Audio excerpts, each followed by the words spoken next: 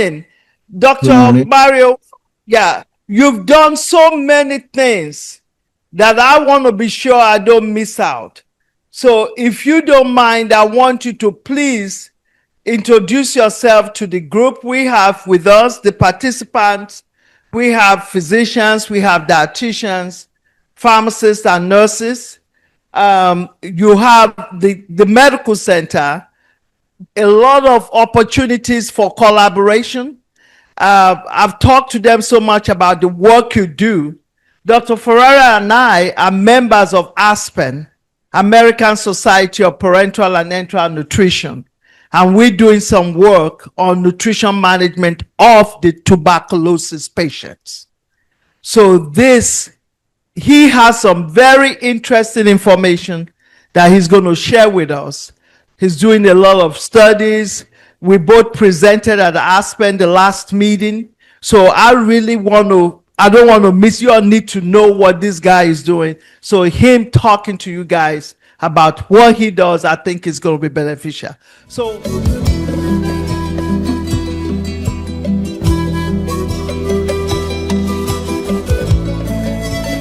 Dr. Mario Eugenio Ferreyra, a surgeon, clinical scientist, and educator whose career has fundamentally shaped the practice of surgical nutrition, not only in his native Peru, but across Latin America and beyond. His journey began at the Universidad Peruana Cayetano Heredia, where he earned his medical degree in 1979. He then trained in general surgery and surgical oncology at Peru's National Institute of Neoplastic Diseases, serving as chief resident before being invited as a special guest of the American Cancer Society. He later held research fellowships in the UK at St. Mark's Hospital and Hammersmith Hospital, supported by British Council scholarship. But his most transformative work began back in Lima. In 1990, Dr. Ferreyra founded the first official nutritional support unit in Peru at the 1,500-bed hospital Ribagliati. For 26 years as its head, he built what remains the only hospital in Peru providing home parenteral and enteral nutrition, serving 30 to 35 patients at any given time. This unit became a national training center for the entire social security system, the Ministry of Health, and military and private hospitals. His clinical outcomes speak for themselves. In a personal surgical series of 41 patients with post-operative gastrointestinal fistulas, among the most challenging complications in surgery, Dr. Ferreyra achieved a survival rate of 90.2% and a mortality rate of just 9.8%. He served on the editorial advisory board of Nutrition, the International Journal of Applied and Basic Nutritional Sciences, since 2000. In 2016, he received the Medal of Lima, and as recently as 2023, he received a Scientific Abstract Travel Award from the Transplantation Society for his prospective work on intestinal rehabilitation from enteroperitoneal tuberculosis, a lethal disease he has helped make survivable. Beyond all this, Dr. Ferreyra has been a teacher of surgery for nearly 40 years, an instructor for Philampe's Total Nutritional Therapy course across Latin America and the Caribbean, and the elected president of the Peruvian Society of Enteral and Parenteral Nutrition, which he transformed into an interdisciplinary association, including pharmacists, nurses, and dietitians. Ladies and gentlemen, please join me in welcoming a true pioneer in surgical nutrition, Dr. Mario Ferreyra, special guest speaker at the 5th Annual WASPEN Clinical Nutrition Conference. So over to you, Dr. Mario. Dr. Pounds. Well, it's a pleasure for me to be here and to have been invited by WASPEN to present some concepts on on the bowel immunity and severe enteroperitoneal tuberculosis. I am a surgeon and I do research. With my team, we have studied this nasty problem for about 16 years. And we have been able, fortunately, to demonstrate that the worst kind of tuberculosis can be cured with our protocol. Fortunately, it was awarded some years ago by the Intestinal Rehabilitation Association that belongs to the Transplant Association in Canada. What I would like to say is that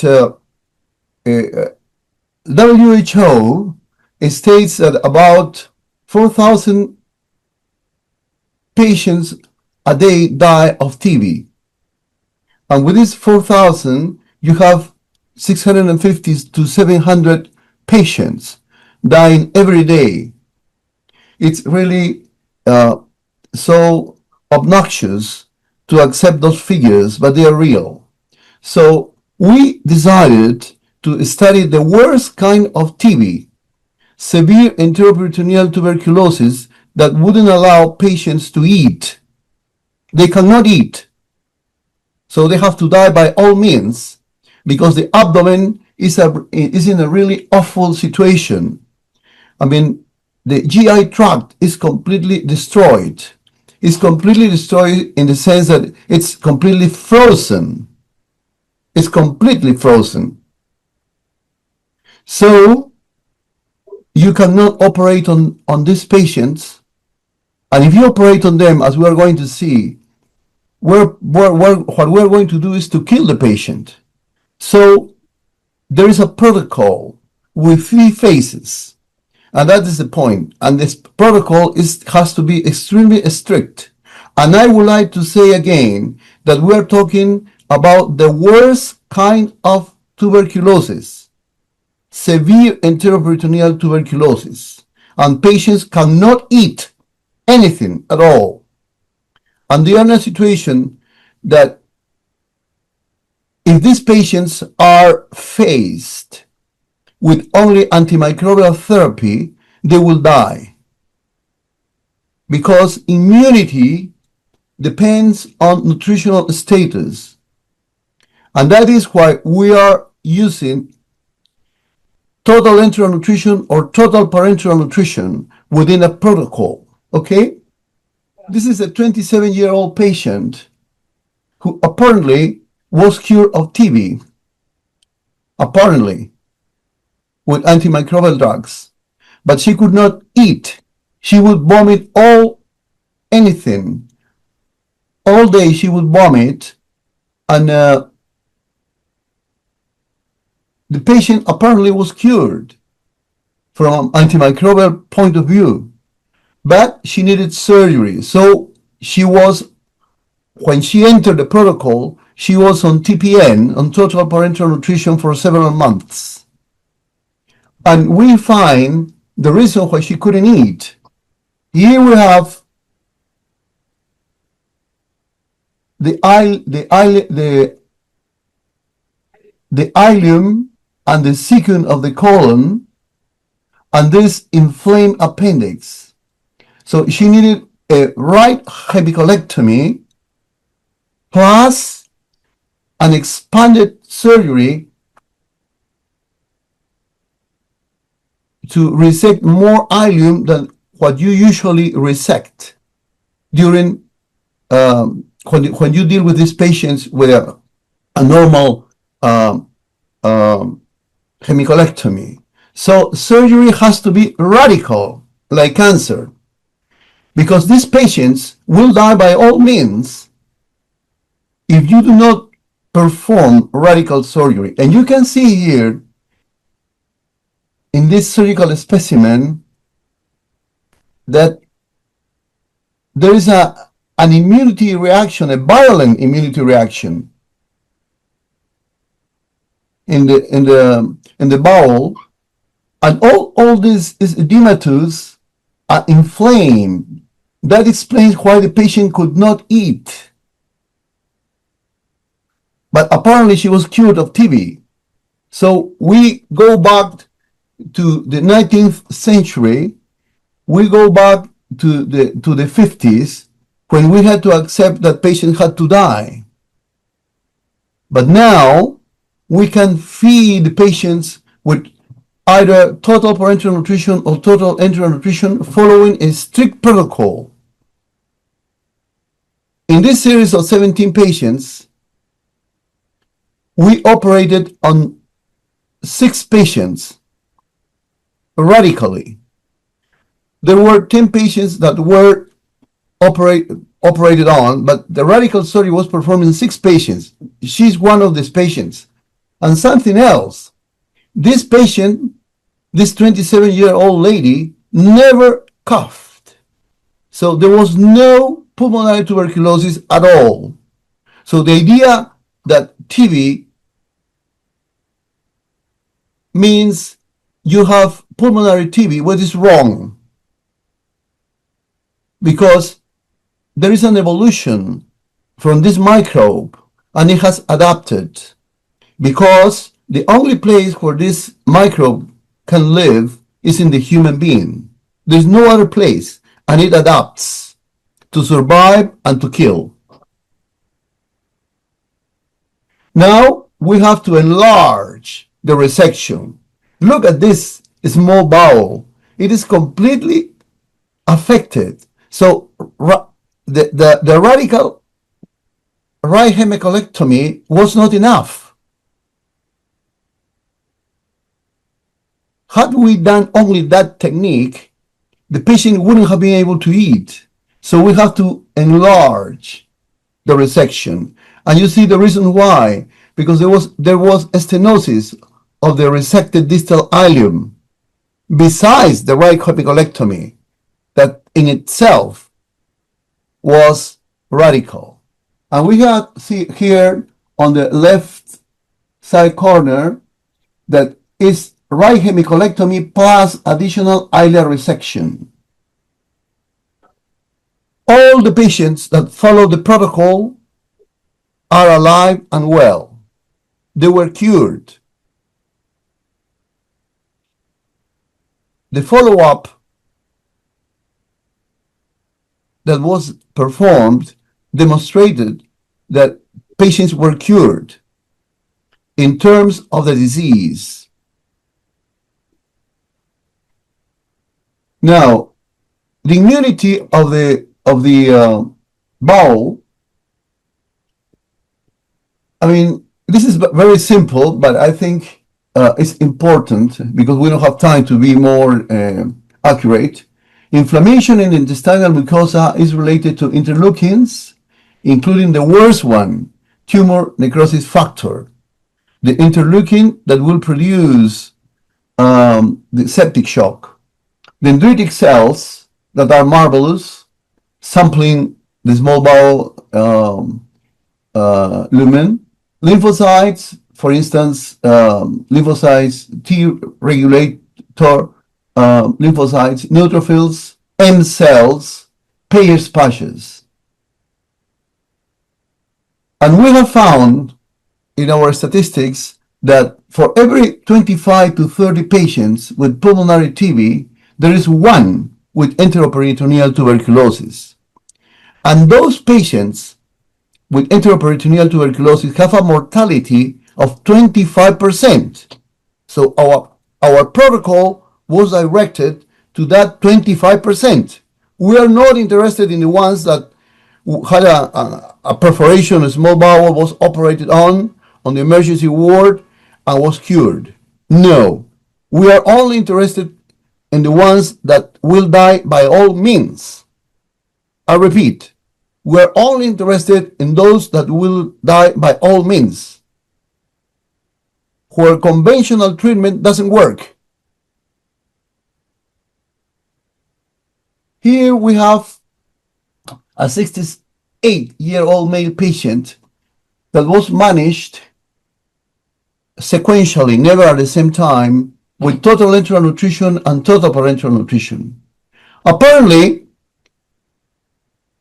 the patient may need surgery.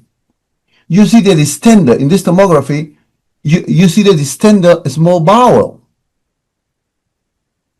And the patient will need surgery. Well, that is wrong. Patient didn't need any surgery at all. And we had to clarify this to the people that would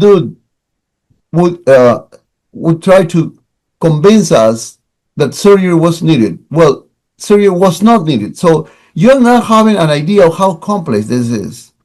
One of the big mistakes in severe enteroperitoneal tuberculosis is to operate on patients when you should not operate on patients. Our next slides will see why. Now, this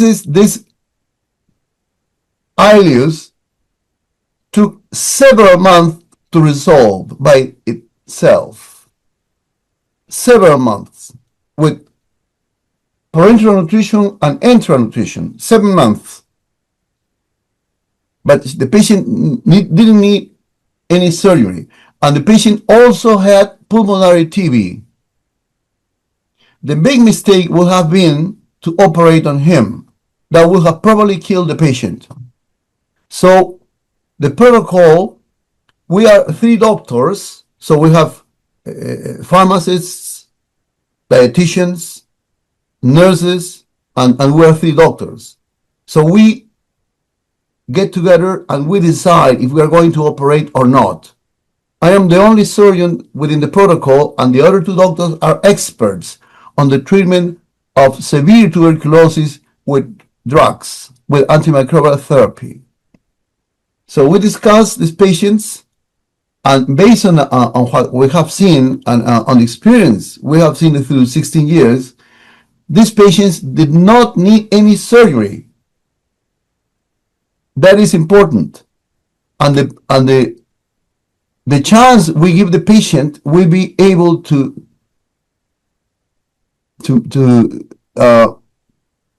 tackle this problem of the ileus. It takes months to resolve, but it does resolve. Because a surgeon may think that this is an intestinal obstruction, but that's wrong. This is an ileus. There's no mechanical obstruction. There's no need for surgery. But on the other hand, comes the other side. When you have to operate, surgeons that are not aware of this disease don't want to operate on the patients, and they have to operate on the patients, as the one I showed you with the first slides.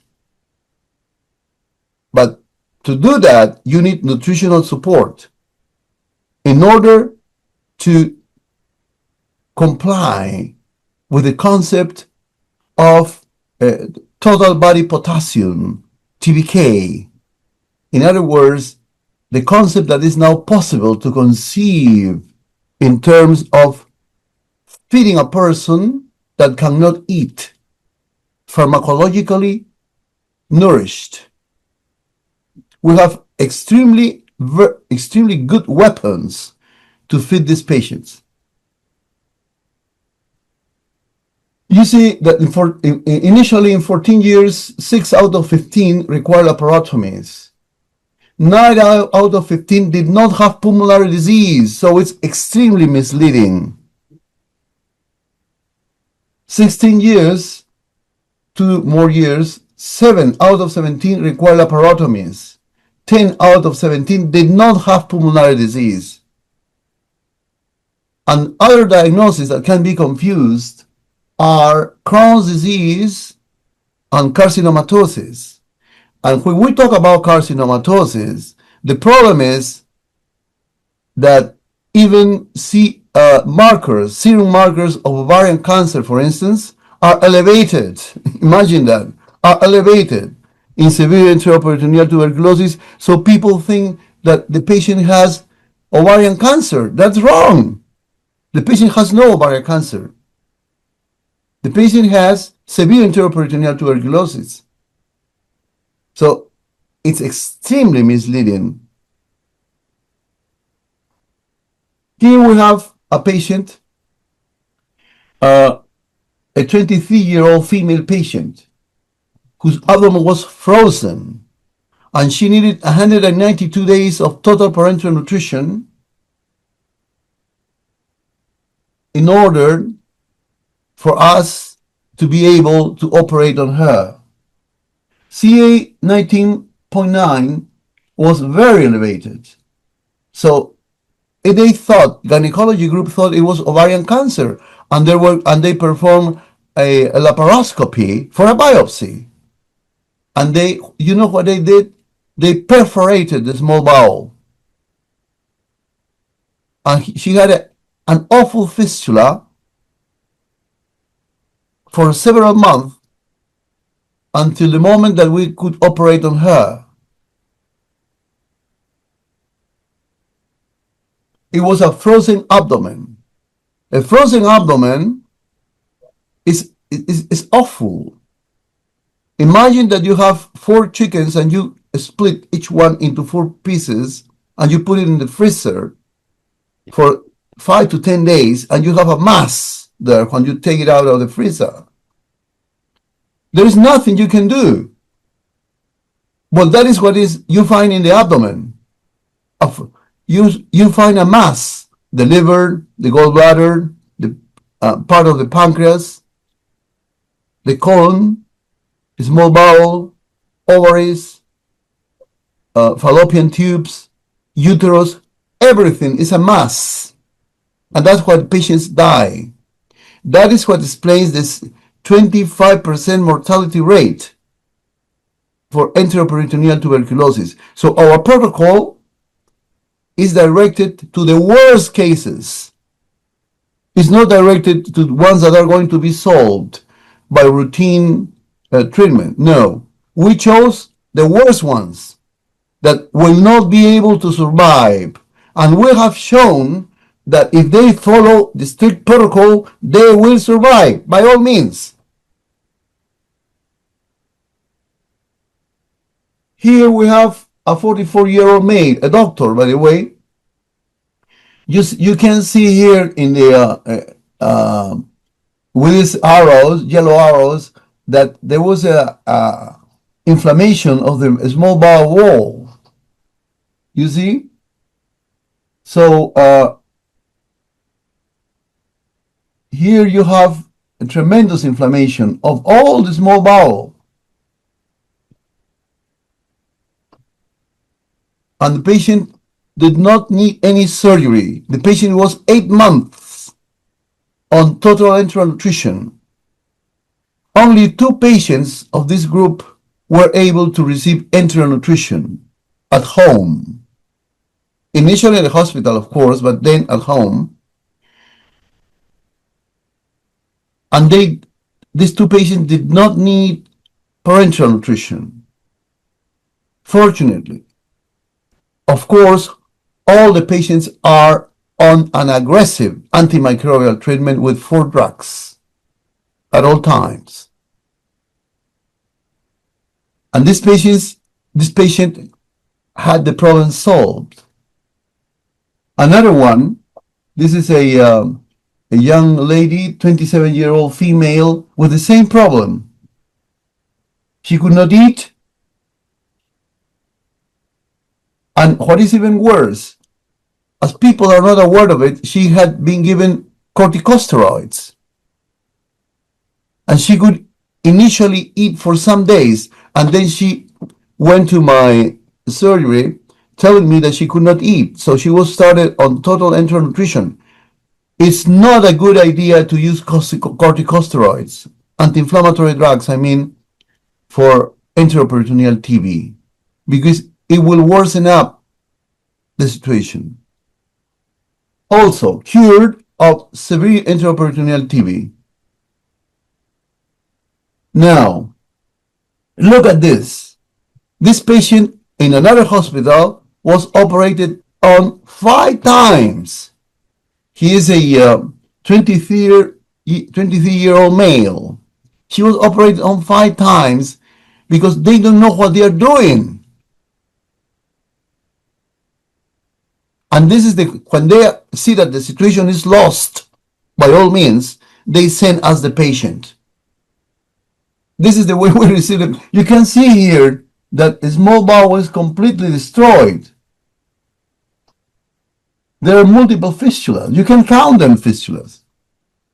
All this is an awful situation that cannot be solved by conventional treatment. There, another photograph already in our ward. You see the multiple fistulas. You can see one or two, but there are more. There are many more. So this is, and what is even worse is that they try to apply general surgery here. Look at this, an ileostomy. So they think they can. This is intestinal failure. You cannot extrapolate general surgery to intestinal failure because the patient is going to be lost. You need a strict protocol, an interdisciplinary protocol. This is a big mistake because you're dealing with TB, with the worst kind of tuberculosis. You see the contrast? They shouldn't operate on him. On the other hand, there are patients one must operate on. This is the patient. I operated on him. And of course, there is a tunnel catheter here. He was 8 months on TPN. And the first operation was a protective ileostomy. And the second operation was, besides the other 5 ones, closure of this protective enterostomy, and the patient is then able to eat. So he enters the third phase of the protocol, when they can eat and continue the antimicrobial treatment by mouth. They can use oral drugs. But they have been using 4 drugs at very high doses by vein during the time they were on TPN and they could not eat. These doctors are very aggressive. I wouldn't be able to prescribe those high doses of 4 IV antibiotics. I wouldn't do that. Because I am a humble surgeon. I wouldn't do that. But they do it. The 2 doctors that are specialized in the treatment of drugs against the worst kinds of tuberculosis, they do that. And this is the only way you can cure these patients. So our duty was just to maintain the prescription they had given. Okay? You see here on the left, after the protocol of antimicrobial therapy, total parenteral nutrition, 8-month surgical treatment, 2 laparotomies, besides the 5 ones that he had had. Now, look at this. All the small bowel is destroyed. This is the surgical specimen. How can we solve this? Okay, we give parenteral nutrition, but this is completely destroyed. There is nothing that can be done, apparently. There is only one thing you can do, and that is the protocol. That is what we propose. This is the surgical specimen, and you see the multiple portions of a small bowel. You can even measure because it's completely destroyed. This is a case that the patient shouldn't have had any surgery. But they did operate on him 5 times. And when the situation was dismal, when the situation was lost, they sent us the patient, as you have seen. Look at this, how they send the patient. Because they don't know what this microbe is up to. You don't know how shrewd this microbe is.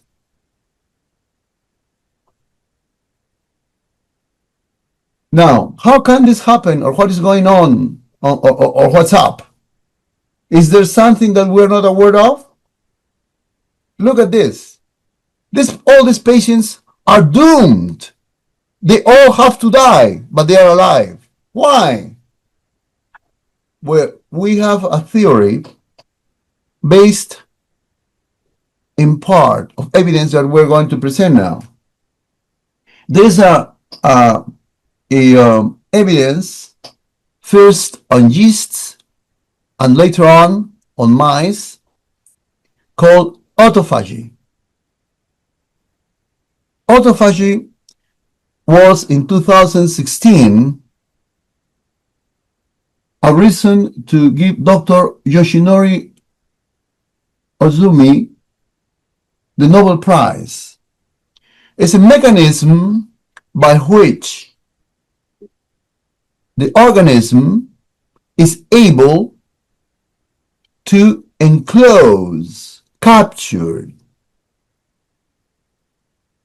the microbe and form a phagosome. A phagosome, and the phagosome means that lysosome will dump all its, let's call them poisons, that are enzymes, lyases, that will destroy this invading alien. The problem is, as we will see, that it has adapted in such a way that it can avoid it. So it will escape and hide somewhere else and wait the right moment to attack again. And that is why these patients eventually die, because antimicrobial therapy will only work up to a point. So you have to be sure that you have killed the invader. And there's only one way to save these patients. You have to kill the invader, the alien. Now, here is our sister of the nutritional support unit and the patient you have just seen. I mean, this patient is this one. Is this one. And you see, what is impossible is now possible. The patient is cured. But it could have been much simpler to use a protocol without a need to operate on him in that way. It means there is a lack of knowledge in the management of the worst cases of tuberculosis. And remember, these patients do not have pulmonary TB. They are open up and they think it's something else. And when they realize what they are dealing with, they just don't know what to do. Patient is completely recovered. Remember, he was like this. And then he enters the third phase of the protocol. What is the third phase of the protocol?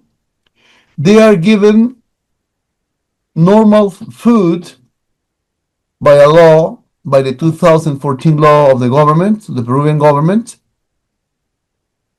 And they have normal milk, like this one, that the government gives the patients. But they must have 1 liter of a pharmacological formula for enteral nutrition. Must have this scheme. Of course, they are on antimicrobial therapy by mouth all the time until they are given a certificate they are cured. Now, this is a young man who was also in the army for some time, and then he was working as a watchman in a private company. He was very athletic, and you have seen how he finished, how he ended up. I mean, now he came to us with a walking stick because he couldn't walk. In other words, stamina had been extremely affected. So it is very important to follow the protocol. The fact that after TPN the patient is okay and eating doesn't mean anything.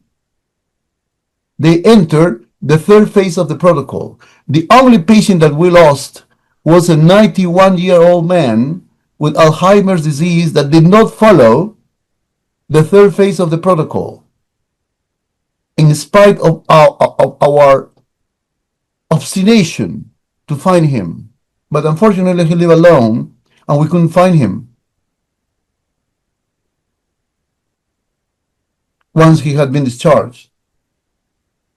But all patients that followed the protocol did well. And we're talking, again, I have to say it again, we're talking only about the worst cases, the worst patients, the worst ones, the patients that are going to die by all means, because the GI tract is destroyed. So it can be applied to any form of tuberculosis. Don't get us wrong in the sense that it can only be used for enteroperitoneal TB. No. It can be used for any kind of TB. Here we have what I told you. This is an interesting paper. Mycobacteria escape from macrophage phagocytomes to the cytoplasm represents an alternate adaptation mechanism. You see here, the M means the Mycobacterium tuberculosis is enclosed in this vesicle. This is the phagosome. And this is autophagy, how it starts. There are many papers about this, but it has to be applied to patients, real patients, in real life. And how does autophagy starts? You know how?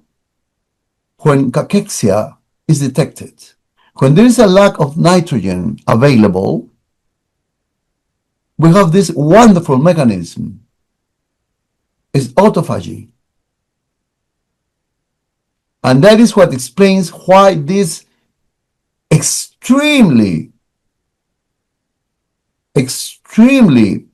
awful situations that you have seen were managed. They were doomed by all means. But we have this mechanism that will start when nitrogen is not available, and the organism will detect this lack of availability, and then it's going to be fired, it's going to be started. Autophagy.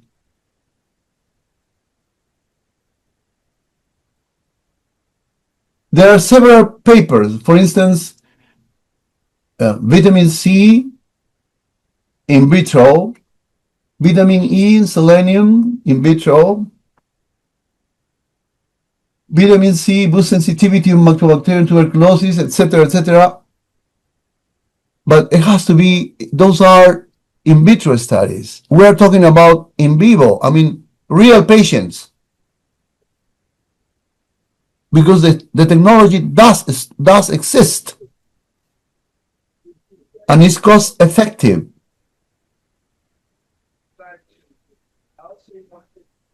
Again, we have 16 years with 17 patients. And this is the protocol in a very short form. The first phase, diagnosis has to be certain. And then you have to take a decision on the kind of antimicrobial treatment. Of course, that is done by 2 doctors. We are 3 doctors. I am the surgeon, and they are the experts on the treatment with drugs. On the need of nutritional support and what kind must be clearly defined and started. This is the first phase. The second phase, We have to decide if the patient needs radical surgery.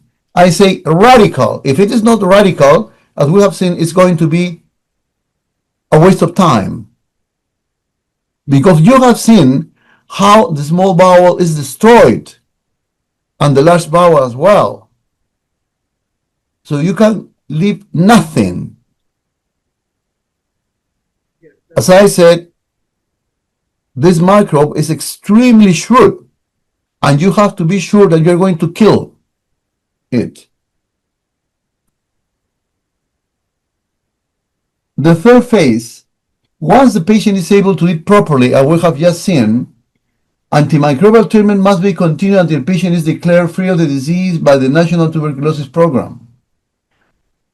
And 1 liter of daily oral supplementary enteral formula, that's usually used for enteral nutrition because it has MCTs, RDA, etc. And by all means, has to be continued for several months every day.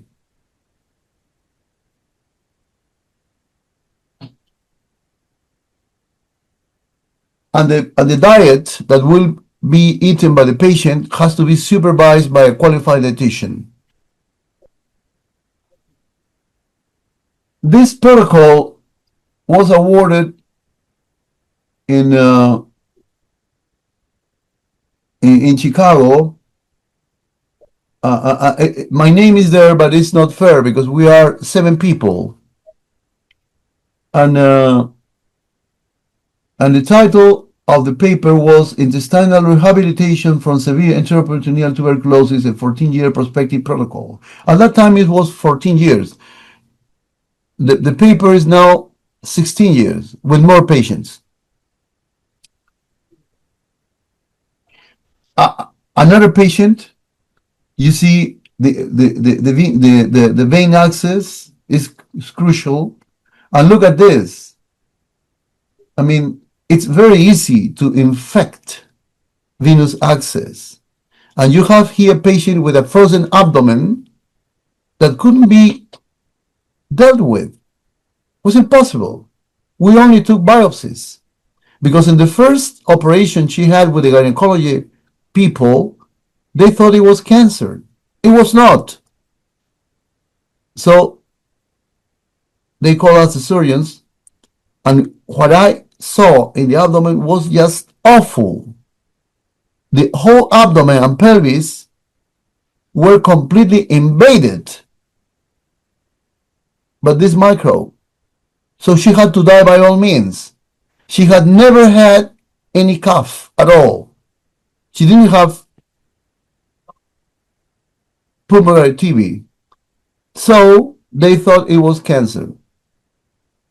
And they operated on her with that concept. And that is what happened. The CA 19.9 was elevated, as in the other patient. So it was misleading. Another form of the disease is the acidic fluid, 5 liters a day, every day. We were about to operate on her, but fortunately the patient improved with TPN, and we didn't have to operate on her, and she recovered completely. She was a university teacher. Now, Ivan Reut is a British well-known immunologist, and in his textbook, he clarifies what I'm saying in the sense that tuberculosis is on the rampage, aided by the emergence of multi-drug resistant strains. Yes, that's wrong, but the position is complicated in the human because macrophages are unable to completely eliminate intracellular TB. That's what I told you at the start. We have an immunological problem, a very serious immunological problem. Mice in the lab, they can deal with invader, but probably some strains probably not, I don't know, cannot be dealt with in the human being.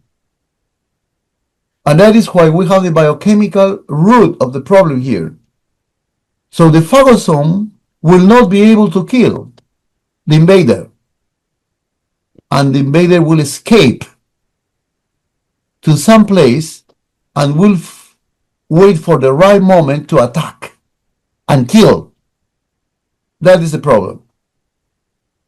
That's why tuberculosis is increasing and increasing in the world.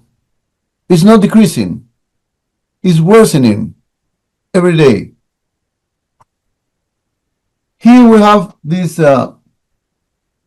microphotographies with electron microscopy. M means Mycobacterium tuberculosis is in a vesicle. Is included probably by the mechanism of autophagy that is started by cachexia, by the lack of availability of nitrogen. The problem is that by itself, it cannot be solved.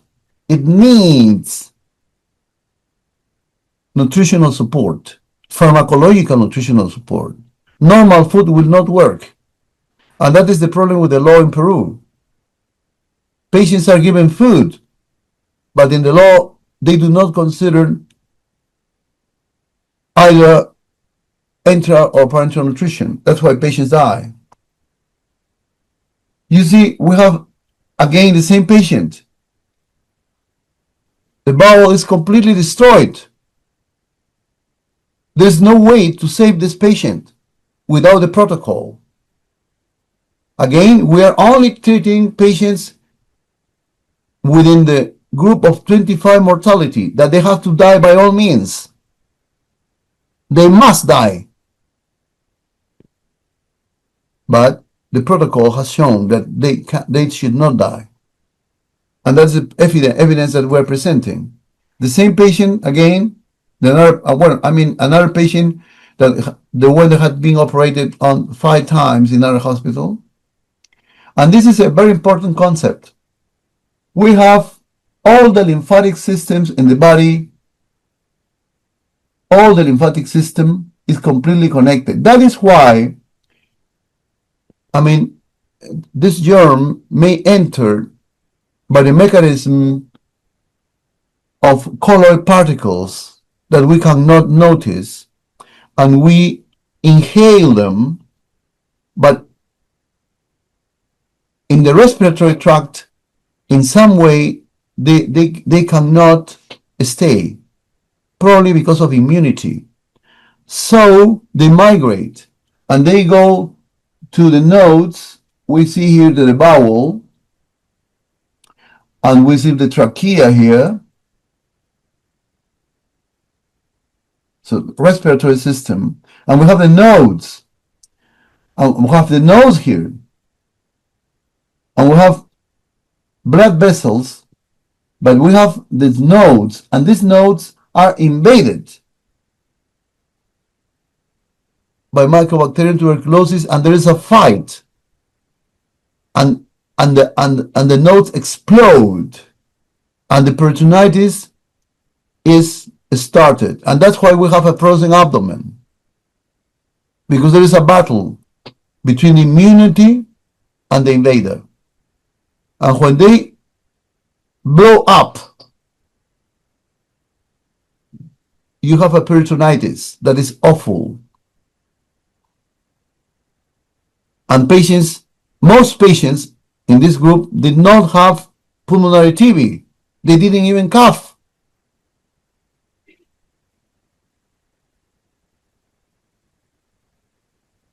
Now, about fistulas, about 90 days waiting doesn't work. This is the surgical principle. Well, that doesn't work in tuberculosis. And this is not written in any textbook.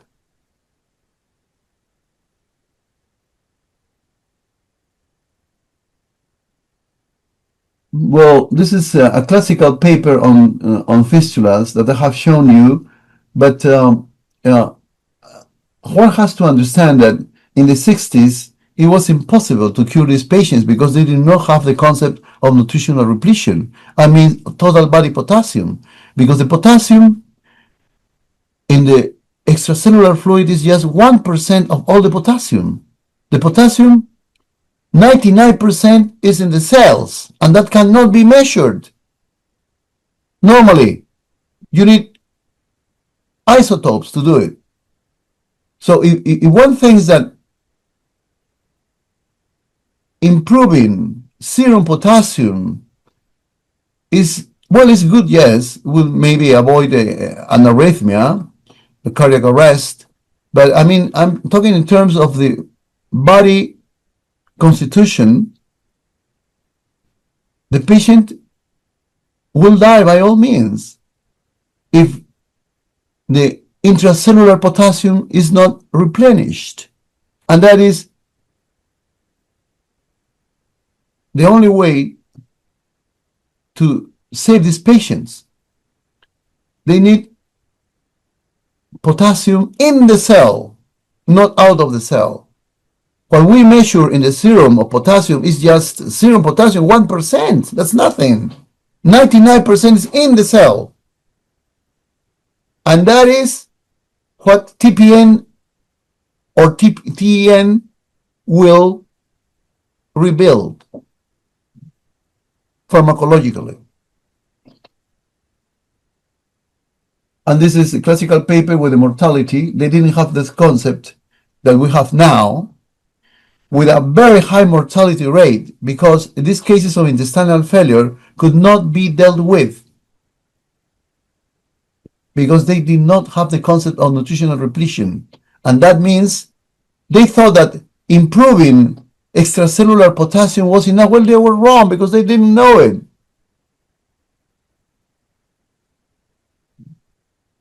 But what they did well was to report it with a very high mortality rate. They were desperate in this Annals of Surgery paper because they did not have the concept of intracellular potassium, 99% of the body potassium. These are techniques, and this is what we have seen here in a cartoon, but I have shown you the surgical specimens, and we reported a series of non-TB fistulas. And we showed that with that protocol, 14 years, the survival was more than 90%. But we did not deal with TB at that moment. Now, the second step was to go to the worst kind of fistulas, the ones you have seen, the TB. And we have shown that the protocol works. And one cannot extrapolate these cases that are non-TB to the TB cases. That is a big mistake. Like the group that operated on him, on that patient, I show you, and tried to do general surgery, but that is wrong. This is intestinal failure surgery. That's quite different with TB. This is the mortality that we have in Peru reported. The largest papers, largest series with 25 mortality rate. That is why we chose 25 mortality rate of enteroperitoneal TB. And we call that 25 mortality rate severe enteroperitoneal TB. And those are the ones that are included in the protocol. Only those ones, not the other ones. That is nutritional repletion, the concept that is only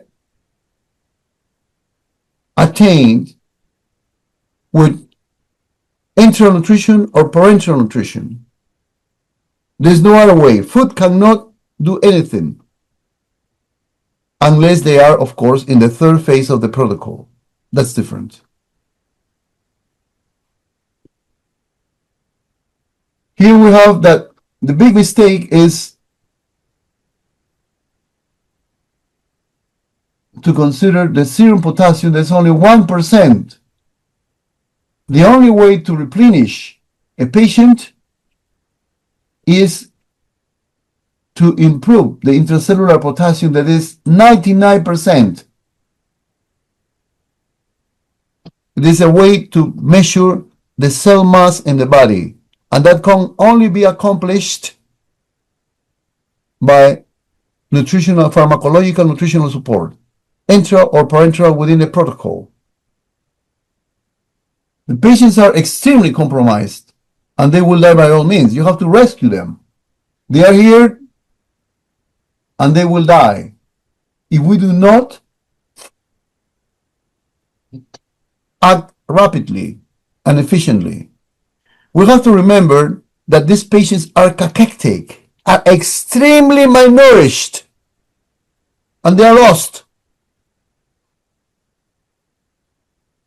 I repeat it, they are extremely malnourished, and the only way to recover them, the only way to rescue them from this awful situation is by using nutritional support. Now, this is the law of Peru, accepted by the Congress in 2014, that doesn't accept nutritional support as it should be accepted. It only accepts food, and that's why patients die. That's why we are doing this protocol, because we're only interested in this protocol and the worst cases. But of course, it can be applied to any kind of tuberculosis. Yeah. Thank you so much, Dr. Mario. Dr. Mario, can you hear me? Yes, I can. Yeah. Excellent presentation. I think we've gotten the gist of what you want to share with us.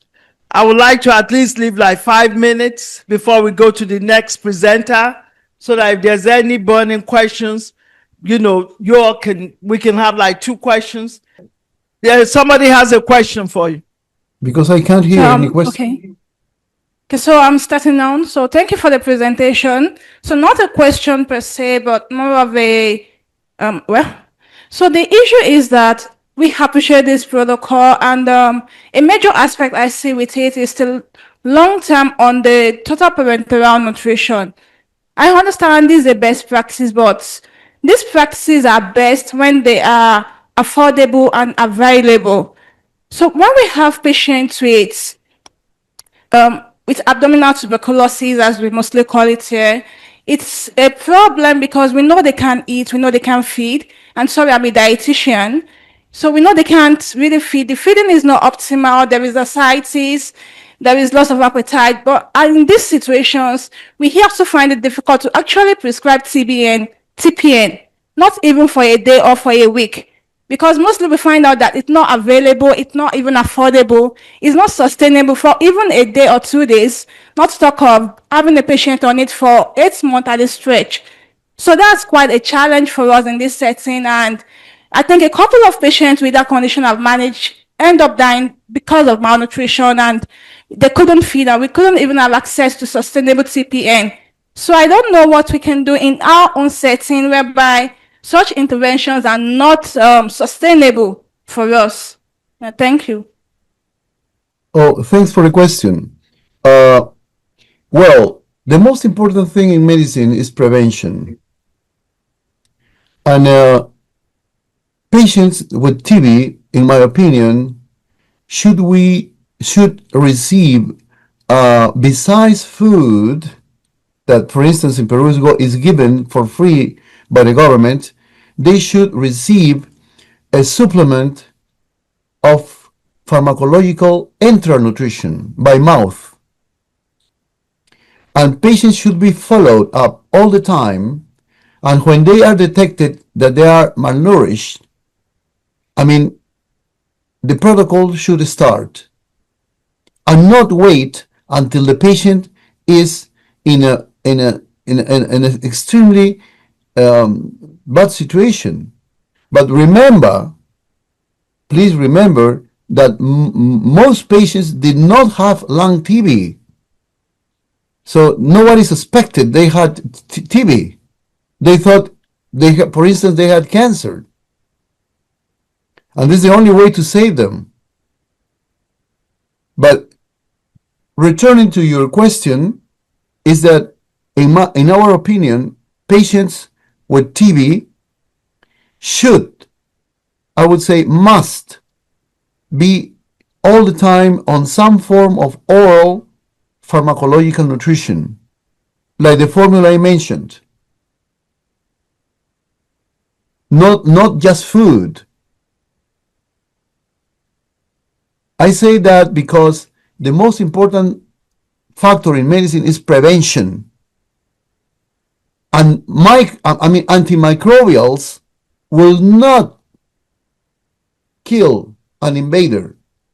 What does an antimicrobial is to knock them out, but they will be alive. The only way to kill them is with immunity.